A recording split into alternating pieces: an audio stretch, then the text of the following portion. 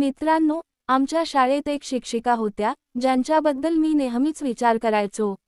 त्यांचं वय 32 असलं तरी त्या 23च्या दिसायच्या. मी 12वीत आलो तेव्हा त्या आम्हाला शिकवायच्या. मी त्यांच्याकडे ट्युशन सुरू केलं.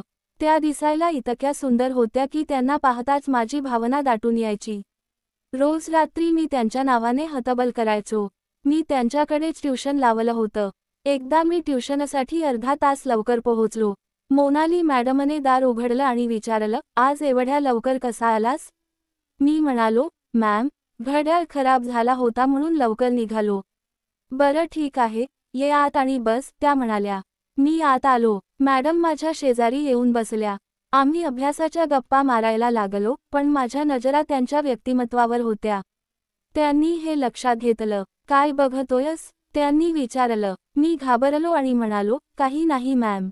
थोड्या वेळाने त्या म्हणाल्या, तुझी कोणी गर्लफ्रेंड नाही का? मी चकित झालो, पण म्हणालो, नाही मॅम. मग मी हिम्मत करून म्हणालो, मला माझ्यापेक्षा मोठ्या वयाच्या मुली आवडतात. त्या गालातल्या गालात हसल्या. मला वाटलं हा तर योग्य क्षण आहे. मी म्हणालो, मॅम, तुम्ही खूपच सुंदर दिसता. तुला लाज वाटत नाही तुझ्या शिक्षिकेशी असं बोलायला? त्या म्हणाल्या, सॉरी मॅम, पण मला जे वाटलं ते बोललो. मी उत्तर दिलं. त्या माझ्या जवळ येऊन बसल्या आणि म्हणाल्या, माझ्यात तुला काय आवडतं? मी हिम्मत गोळा करून म्हणालो, मॅम, तुमचे व्यक्तिमत्व खूपच मस्त दिसतात. त्या आणखी जवळ आल्या. मी वेळ न घालवता त्यांना पापी दिली. त्या मागे सरल्या आणि म्हणाल्या, आजच ट्युशन रद्द करते. त्यांनी बाकी मुलांना फोन करून यायला मनाई केली. मग मी पुन्हा त्यांना पापी द्यायला सुरुवात केली. आम्ही त्यांच्या बेडरूममध्ये गेलो. मी त्यांचं व्यक्तिमत्व मोकळं केलं आणि हाताने सुंदर अनुभव घ्यायला सुरुवात केली. त्या म्हणाल्या, हळू, हे सगळं तुझंच आहे. मग मी त्यांचं जीवन मोकळं केलं आणि हाताने सुंदर वेळेच अनुभव द्यायला सुरुवात केली. त्या जोरजोरात श्वास घेऊ लागल्या आणि म्हणाल्या, लवकर सुंदर वेळेचा अनुभव दे. त्या पलंगावर लेटल्या. मी म्हणालो, मॅम, तुम्ही मला जे सुंदर अनुभव दिला ते मीही तुम्हाला देणार. त्यांनी होकार दिला. आता मी भावना त्यांच्या जीवनात टाकली आणि सुंदर वेळेचा अनुभव द्यायला सुरुवात केली. मला खूप मजा येत होती. त्या म्हणाल्या, आजपासून ही तुझी आहे. मी सुंदर वेळेचा अनुभव देत राहिलो आणि मी जीवनातच रंगाच्या 5-6 पिचकाऱ्या सोडल्या. मग त्या म्हणाल्या, अरे, काय केलं तू हे? मी म्हणालो, काय झालं मॅम? त्या माझ्याकडे पाहत म्हणाल्या, राहू दे, काही नाही. तुला कसं वाटलं? मित्रांनो, त्या रात्री मोनिका मॅडमच्या बेडरूममधील ते क्षण माझ्या मनात कायमचे कोरले गेले. त्यांच्या डोळ्यांमधली ती चमक, तो हळूवार श्वास आणि ते अनोखे शब्द माझ्या मनात एक वेगळीच आग पेटवून गेले होते. आजपासून ही तुझीच आहे, त्यांचे ते शब्द माझ्या काळजात पुन्हा पुन्हा घुमत होते. पण त्याचवेळी त्यांनी विचारलेला तो प्रश्न, अरे, काय केलंस तू हे? त्यांच्या डोळ्यांमधली ती विचित्र चमक मला अस्वस्थ करत होती. त्या रात्री मी घरी परतलो, पण माझं मन अजूनही तिथेच अडकून पडलं होतं. झोप येत नव्हती. विचारांच्या वादळात माझं हृदय हरवून गेलं होतं. दुसऱ्या दिवशी सकाळी मी शाळेत गेलो. पुस्तकं हातात होती, पण मनात काळोखं. माझं लक्ष काहीच लागत नव्हतं. मोनिका मॅडम वर्गात आल्या, पण त्यांचा चेहरा नेहमीसारखा हसरा नव्हता. त्यांच्या डोळ्यांमध्ये एक वेगळं दुःख दडलेलं होतं. जणू काही त्या मला काहीतरी सांगू इच्छित होत्या, पण शब्द त्यांच्या ओठांवर येत नव्हते. त्या दिवशी त्यांनी इतिहासाच्या नोट्स समजावून सांगितल्या, पण त्यांच्या आवाजात एक अनामिक भीती दडलेली मला स्पष्ट जाणवत होती. संध्याकाळी ट्युशनच्या वेळी मी पुन्हा त्यांच्या घरी गेलो. दार उघडलं आणि माझ्या नजरेसमोरचं दृश्य पाहून मी थबकलो. त्यांच्या डोळ्यांखाली काळी वर्तुळे, चेहरा फिकट आणि थकलेला. आज तू एकटाच आलास का? त्यांनी विचारलं. त्यांच्या आवाजात अस्वस्थता होती.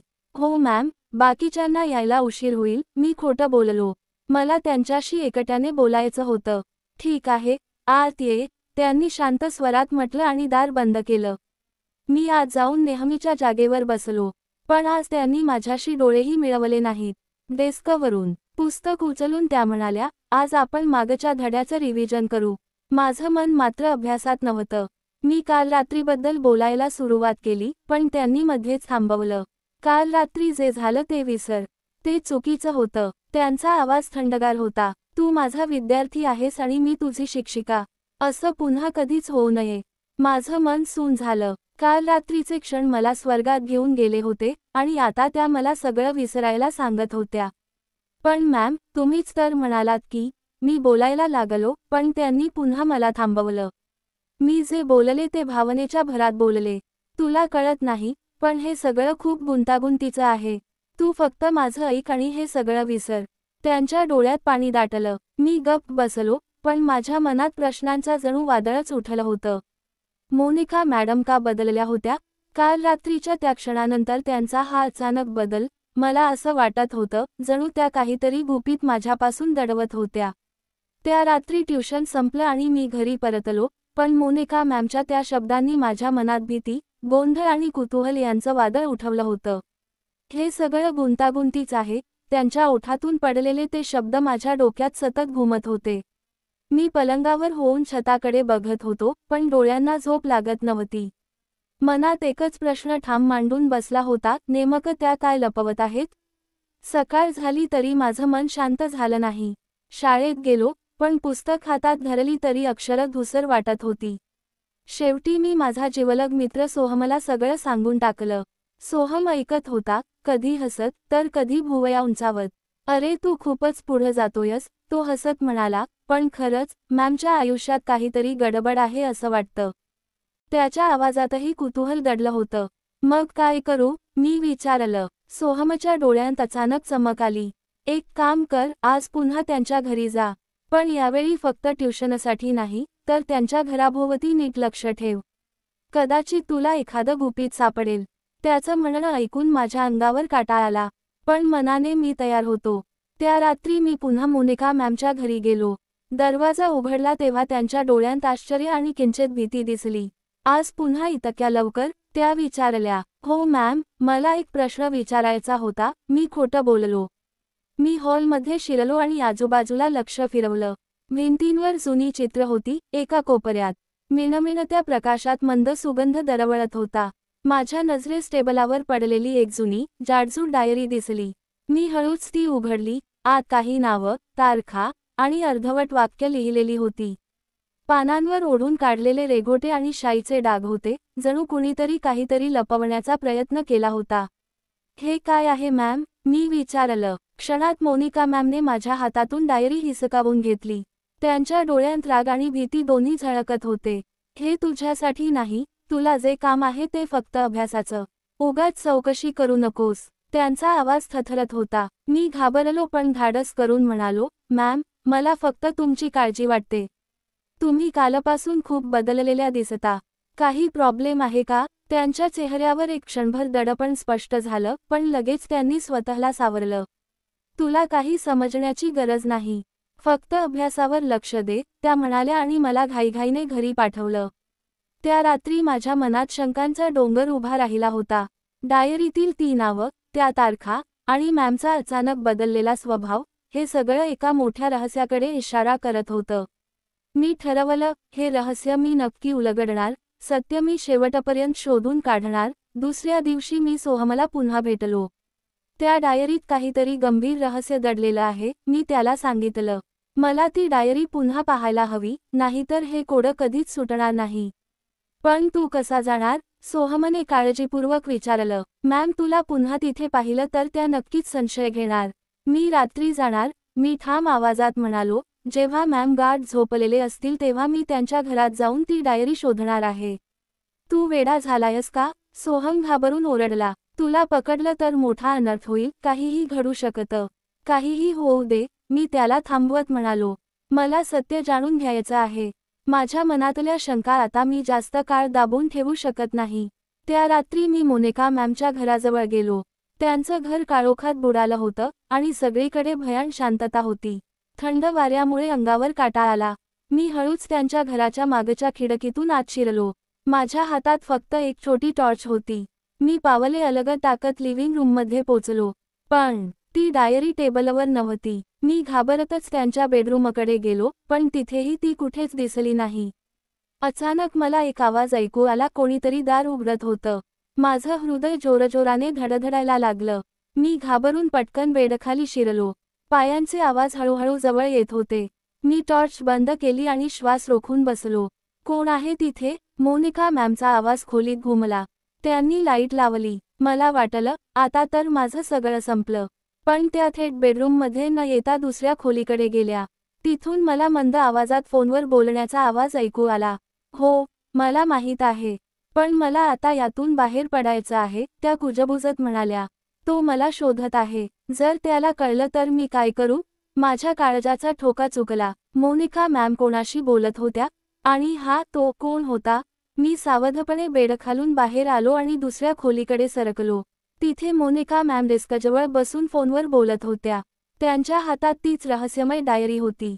माझ्या डोळ्यांत आश्चर्य चमकलं. मी हळूच पुढे सरकत होतो, पण अचानक माझा पाय टेबलाजवळ लागला आणि एक काचेचं फुलदाणी जमिनीवर आदळून फुटला. मोनिका मॅमने लगेच फोन ठेवला. त्यांचा चेहरा रागाने आणि भीतीने बदलला. त्या माझ्याकडे वळल्या. तू इथे काय करतोयस? त्या थरथरत ओरडल्या. तुला मी स्पष्ट सांगितलं होतं की यात पडू नकोस.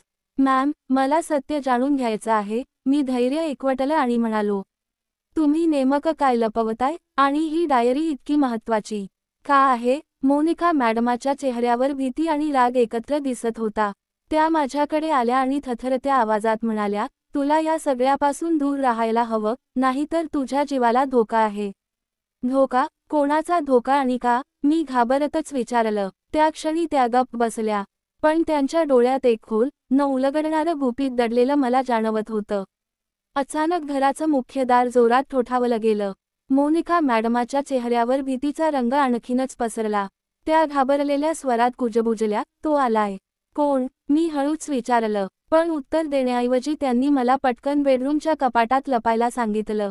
मी घाईघाईने आत शिरलो. माझ्या हृदयाचे ठोके जोरजोरात वाजत होते, जणू कुणाला बाहेरूनही ऐकू आले असते. दार ठोठावण्याचा आवाज पुन्हा घुमला आणि मोनिका मॅडम दाराकडे गेल्या. त्यांनी दार उघडलं आणि बाहेरून एक खरखर आवाज आला. मोनिका, तू मला का टाळतेस? तो माणूस म्हणाला. तुला माहीत आहे की तू माझ्यापासून कायम लपून राहू शकत नाहीस. माझ्या अंगावर काटा आला. हा माणूस कोण होता? आणि मोनिका मॅम का एवढ्या घाबरलेल्या होत्या?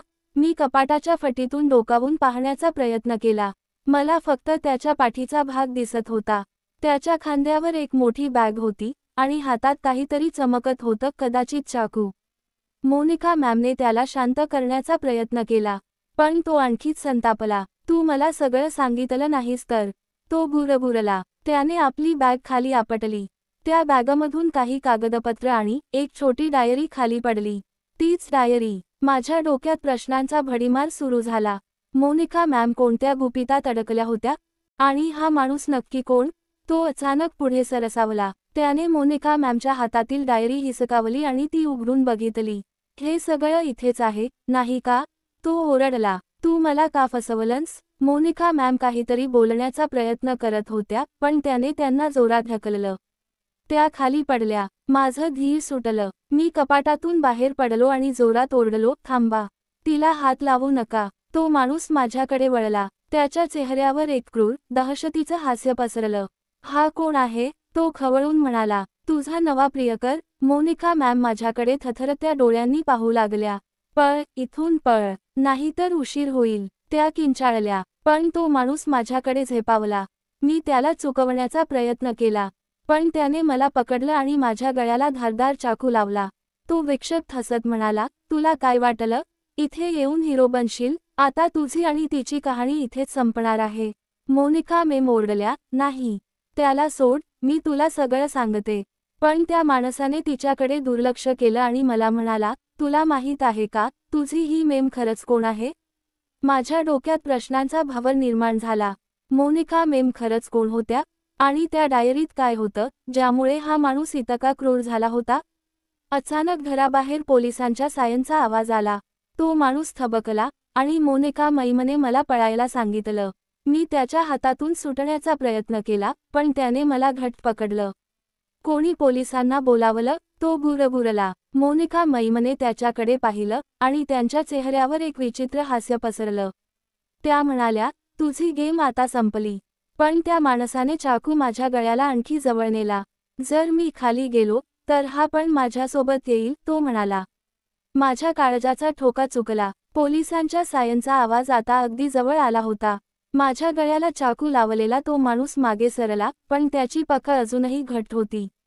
मोनिका मैमच्या चेहऱ्यावरच ते विचित्र हास्य मला अजूनही अस्वस्थ करत होतं. त्या फोटोतली ती तिसरी व्यक्ती मला ओळखीची का वाटली? माझ्या डोक्यात प्रश्नांचा भवर निर्माण झाला होता आणि माझं हृदय धडधडत होतं. तू कोण आहेस? मी त्या माणसाला विचारलं. माझा आवाज थरथरत होता. आणि त्या फोटोत तो कोण होता? तो माणूस हसला. त्याचं हास्य इतकं क्रूर होतं की माझ्या मनाला काटा आला. तुला खरंच वाटतंय की तुझी ही मेम तुला सगळं सांगेल? तो म्हणाला. आणि त्याने डायरी मोनिका मॅडमाच्या दिशेने फेकली. सांग. तुला. मोनिका, सांग या मुलाला तू खरंच कोण आहेस? मोनिका मैमने डायरी हातात घेतली, पण त्या गप्प राहिल्या. त्यांचे डोळे खाली चुकले आणि त्यांच्या चेहऱ्यावर एक असहाय भाव दिसत होता. मी तुला सगळं सांगणार होते, त्या कुजबुजल्या. पण आता वेळ नाही. पोलिसांचा आवाज आता घराच्या दारापर्यंत पोहोचला होता. दार उघडा. एक खरखरीतला आवाज बाहेरून आला. आम्हाला माहीत आहे की तुम्ही आत आहात. तो माणूस घाबरला आणि त्याने मला अजूनच घट्ट पकडलं. जर तुम्ही आत आलात तर या मुलाचं काय होईल याची मला पर्वा नाही. तो ओरडला. मोनिका मॅडमने त्याच्याकडे पाहिलं आणि त्यांच्या डोळ्यात एक ठरलेली नजर दिसली. त्या म्हणाल्या, तुला वाटतं तू मला घाबरवू शकतोस? आणि त्यांनी हळूच डेस्कवरून एक पेन उचललं. मला अजिबात कळलं नाही की त्या काय करणार होत्या, पण अचानक त्यांनी ते पेन जोरात त्या माणसाच्या दिशेने फेकलं. पेन सरळ त्याच्या हाताला लागलं आणि त्याने एक क्षणासाठी मला सोडून दिलं. मी लगेच संधी साधली आणि त्याच्या पकडीमधून सुटत पलंगाच्या मागे लपलो. मोनिका मेम जोरात ओरडल्या, लवकर पळ. मी दाराकडे धावलो, पण तो माणूस पुन्हा मला पकडण्याचा प्रयत्न करू लागला. इतक्यात पोलिसांनी जोरात दार तोडलं आणि आत 4 पोलीस शिरले. हात वर कर. त्यांनी त्या माणसाला आज्ञा केली. तो माणूस क्रूर हसला आणि म्हणाला, तुम्हाला काय वाटतंय? तुम्ही मला इतक्या सहज पकडू शकता? त्याने खिशातून एक छोटी वस्तू काढली. ती रिमोटसारखी दिसत होती. जर मी हे बटन दाबलं तर सगळं घर उडेल. त्याच्या शब्दांवर माझ्या काळजाचा ठोका चुकला. मोनिका मेम शांतपणे त्याच्याकडे पाहत म्हणाल्या, नाही. तू असं काही करणार नाहीस, कारण तुला ती गोष्ट हवी आहे, नाही का? तो माणूस थबकला. तुला तसं कळलं? तो कुजबुजला. होय, कारण मी तुला ओळखते, मोनिका मॅम ठाम स्वरात म्हणाल्या. आणि मला माहिती आहे की त्या डायरीशिवाय तू काहीच करू शकत नाहीस. पोलिसांनी त्याला पकडण्याचा प्रयत्न केला, पण त्याने रिमोट हवेत उंचावला. एक पाऊल पुढे टाकलं, तर सगळं संपेल. तो ओरडला. मोनिका मैमने मला डोळ्यांनी इशारा केला. मी हळूच पलंगाच्या मागून बाहेर आलो आणि डेस्कजवळ गेलो, जिथे ती डायरी पडली होती. मी ती उचलली आणि त्या माणसाकडे बघून म्हणालो, हेच ना तुला हवं आहे? मी डायरी हवेत उंचावली. तो घाबरून ओरडला, तू काय करतोयस? आणि माझ्याकडे झेपावला. पण त्याच क्षणी मोनिका मेम त्याच्यावर झेपावल्या. त्याच्या हातातून रिमोट खाली पडला. पोलिसांनी लगेच संधी साधली आणि त्याला पकडलं. सोडा मला. तो गुरगुरला, पण पोलिसांनी त्याला घट्ट बेड्या ठोकल्या. मोनिका मेम मात्र थकून खाली कोसळल्या. मी धावत त्यांच्या जवळ गेलो आणि विचारलं, मेम, तुम्ही ठीक आहात ना? त्या हलकेच हसल्या, पण त्यांच्या हास्यात कमजोरी स्पष्ट होती. तू खूप धाडसी आहेस, पण अजून तुला सगळं माहीत नाही, त्या हलक्या आवाजात म्हणाल्या. पोलिसांनी तो माणूस बाहेर नेला. दरम्यान एक पोलीस इन्स्पेक्टर मोनिका मेमकडे पाहत म्हणाला, मोनिका, तुला आमच्यासोबत यावं लागेल. काही महत्त्वाचे प्रश्न आहेत, त्यांची उत्तरं द्यावी लागतील. मोनिका मॅमने होकार दिला, पण त्यांनी मला एक नजर टाकली. तू इथून जा, त्या म्हणाल्या, आणि ती डायरी माझ्याकडे दे. मी डायरी त्यांना दिली, पण माझ्या मनात शंका निर्माण झाली. मेम, त्या फोटोतली ती तिसरी व्यक्ती कोण होती? मी विचारलं. त्या गप्प राहिल्या, पण त्यांच्या चेहऱ्यावर एक गूढ भाव दिसला. काही गोष्टी तुला कधीच कळणार नाहीत, त्या म्हणाल्या आणि पोलिसांसोबत बाहेर गेल्या. त्या रात्री मी घरी परतलो, पण माझं मन शांत होत नव्हतं. मोनिका मैमच्या आयुष्यात काय चाललं होतं? ती डायरी, तो माणूस, आणि त्या फोटोतली तिसरी व्यक्ती, सगळं एक गूढ होतं. मी ठरवलं की याचा शेवटपर्यंत जाऊन सत्य शोधणार. दुसऱ्या दिवशी मी सोहमला सगळं सांगितलं. अरे, तू खरंच हिरो आहेस. तो हसत म्हणाला, पण त्या फोटोतली ती तिसरी व्यक्ती कोण होती? मला नाही माहीत, मी म्हणालो, पण ती मला ओळखीची वाटली. मला वाटतं की ती आपल्या शाळेतली कोणीतरी आहे. शाळेतली? सोहमने विचारलं. तुला असं का वाटतंय? कारण त्या फोटोत ती व्यक्ती शाळेच्या युनिफॉर्ममध्ये होती, मी म्हणालो, आणि मला तिचा चेहरा कुठेतरी पाहिल्यासारखा वाटला. सोहम आणि मी ठरवलं की आम्ही शाळेच्या जुन्या फोटोंमधून त्या व्यक्तीचा शोध घेणार. आम्ही शाळेच्या लायब्ररीत गेलो आणि जुन्या पेटाऱ्यातील वस्तू शोधायला सुरुवात केली. तासनतास शोधल्यानंतर मला एक फोटो सापडला. हा तोच फोटो. मी ओरडलो. त्या फोटोत मोनिका मेम आणि तो माणूस होता, आणि त्यांच्या मागे ती तिसरी व्यक्ती होती. पण आता मला तिचा चेहरा स्पष्ट दिसत होता. ती होती आमच्या कॉलेजची उपप्राचार्या मिसेस पाटील. मिसेस पाटील? सोहन चकित झाला. पण त्या तर 3 वर्षापूर्वी शाळा सोडून गेल्या होत्या. पण त्यांचा आणि मोनिका मॅमचा काय संबंध? मी विचारलं. आणि त्या डायरीत काय होतं? आपल्याला मोनिका मॅमला भेटायला हवं, सोहम म्हणाला. त्यांना विचारलं तरच आपल्याला सत्य कळेल. पण मोनिका मेम त्या दिवसानंतर शाळेत आल्याच नव्हत्या. मी त्यांच्या घरी गेलो, पण त्यांचं घर बंद होतं. शेजाऱ्यांनी सांगितलं की त्या कुठेतरी बाहेरगावी गेल्या आहेत. काही दिवस गेले, आणि मोनिका मॅडमचा काहीच पत्ता लागला नाही. मी आणि सोहम शाळेतल्या जुन्या फायली चाळत राहिलो, पण आम्हाला काहीच कळत नव्हतं. एक दिवस शाळेच्या जुन्या रेकॉर्ड रूममध्ये आम्हाला एक लॉक केलेली पेटी सापडली. त्यावर मोनिका जाधव असं नाव लिहिलेलं होतं. ही पेटी मोनिका मैमची आहे? सोहमने विचारलं. दुसरी कोण मोनिका जाधव असणार?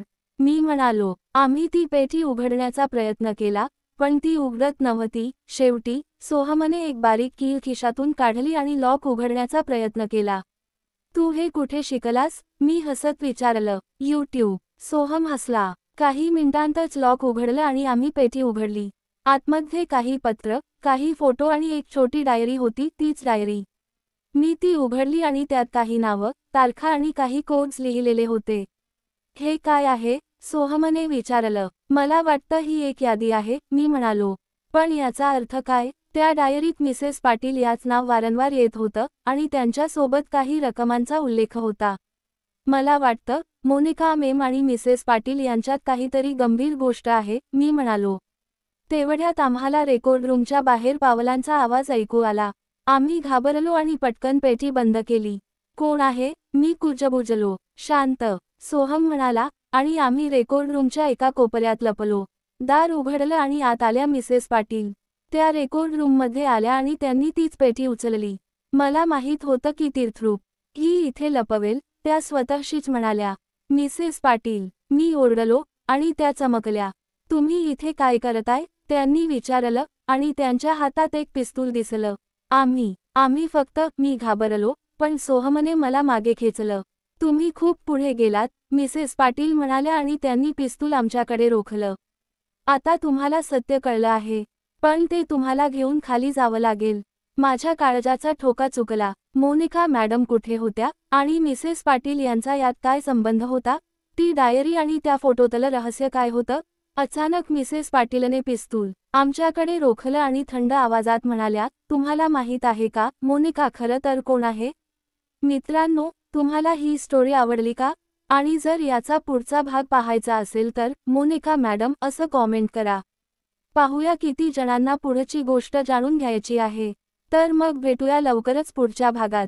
आणि हो, या व्हिडिओला आपण 100 लाईक दिल्या तर आपण नक्कीच पार्ट 2 रेडी करू. तोपर्यंत धन्यवाद.